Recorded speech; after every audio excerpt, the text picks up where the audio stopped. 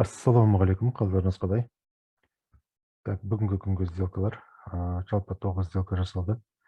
9 сделканың 3-і минус, 6-і плюс. Так, енді әрқайсына жеке-жеке тоқталып өтсек, міне мысалы бірінші сделка британец доллар. Британец долларда міне мына жерде $7 прибыль берді. Осы жерден төмен қарай позицияға кірген болатын. Мен бір сағаттық бармен тыйыққа жақындап, одан кейін кері бұрылып кеткеннен кейін, бұл уже бүкіл движениені жүріп болды, кері бұрылып кетеді, разворот бола ма деп, осы жерге келген кезде қолмен жауып тастаған болатын. Ертерек жауып қойдым, бекерге осыдан қайттан төмен қарай кеткен болады. Бұл енді тыйықпен емес, қолмен жабылды, $7 прибыльмен. Так, одан кейінгісі доллар канадец. Доллар канадец бұл бізде минус. Міне мына жерде мынаны байқасақ, параболическое закругление дейді, мына U формация деген. Білетін шығарсыздар, екі не болады. В формация, міне мысалы мынау. Допустим, міне мынау В формация болса, міне мынау. Мынау уже жаңағы U формация болып саналады. Міне мына жерде U формация. Яғни закругление болып жатыр.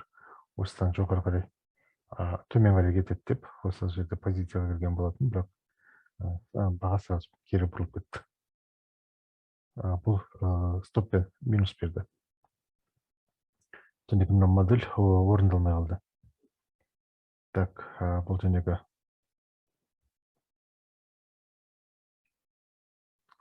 доллар канадец бір минус берді. Одан кейін золото, алтын. Бұл жерде тоже. Енді бұл жерде жәнегі жоғары қарай позиция кірген болатын. Жоғары қарай, яғни міне мына жерде мына деңгей бар. Осы деңгейден, так, жақындатып көрейік.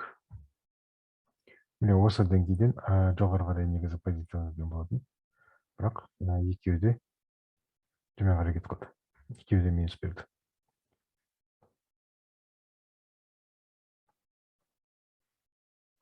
Мына жерде.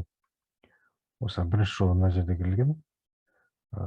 Мына жерде кірді, мына минус берді.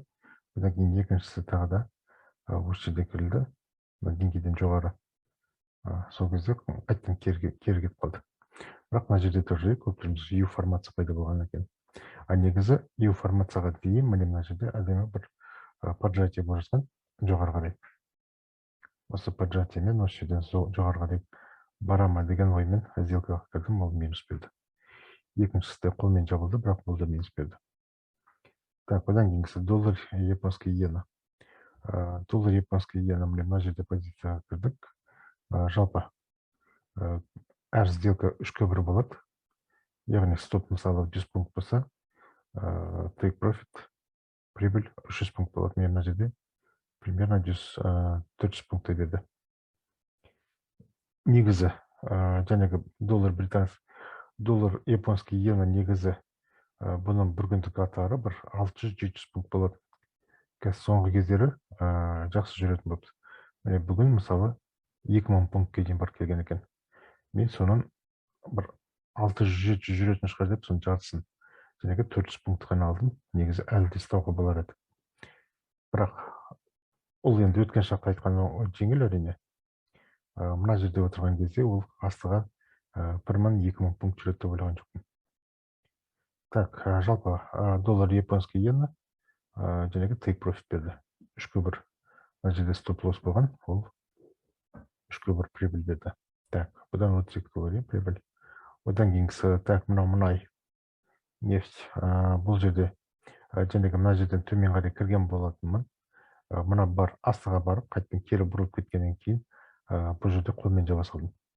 Бұл жерде енді почти $1. Почти $1 мына жерде қолмен жаба салдым. Дегенмен де қолмен жапқаным дұрыс болды. Өйткені мына тыйыққа жеткен жоқ, осы жерден қайттан кері бұрылып кетті. Так, одан кейінгісі британец японский иена. Бұл жерде енді мына жерде позицияға кірген, бұл жерден де жәнегі 3-ке 1 ма, 4-ке 1 ма, соны прибылімді алдым. өзім $53 прибылімді алдым, бірақ баға одан ары тағы да төмен қарай кетіп қалды. Мына жерге келген кезде енді максимально бүкіл аттарды жүріп болды, разворот болатын шығар деп осы жерден кішкене ғана прибыльдер алып кеттім. Ең бірінші жолы $6, одан кейінгісі жәнегі $16. Енді мына жерде кәдімгідей 3-1 ұстап отырамын деген мақсат болған жоқ, жай ғана осы волатильность кезінде кішкентай движенияларды пайдаланып солардан прибыль алғым келді. Енді скальпинг төге болады.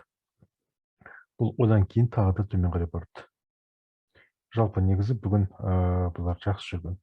Британец доллар, японский иена болсын, британец иена болсын, бұлар өте жәнегі доллар иена егер 2000 пункт болса, мынау 2900, почти 3000 пункт жүріпті.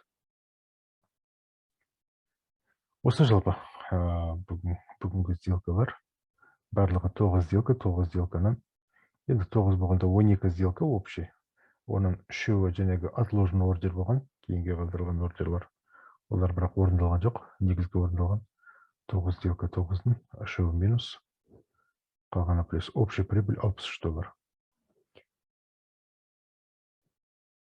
Жалпы болса, так, мына негізі. Егер мына британецта қолмен шаппағанда прибыль бергенде, және де қайсы тағы бір сделка болды. Қолмен жабылған екеуі негізі прибыль бергенде, мынада $100 артық табыс алуға болар еді. Жақсы, назарларыңызға рахмет. Табыс күндер көп болсын.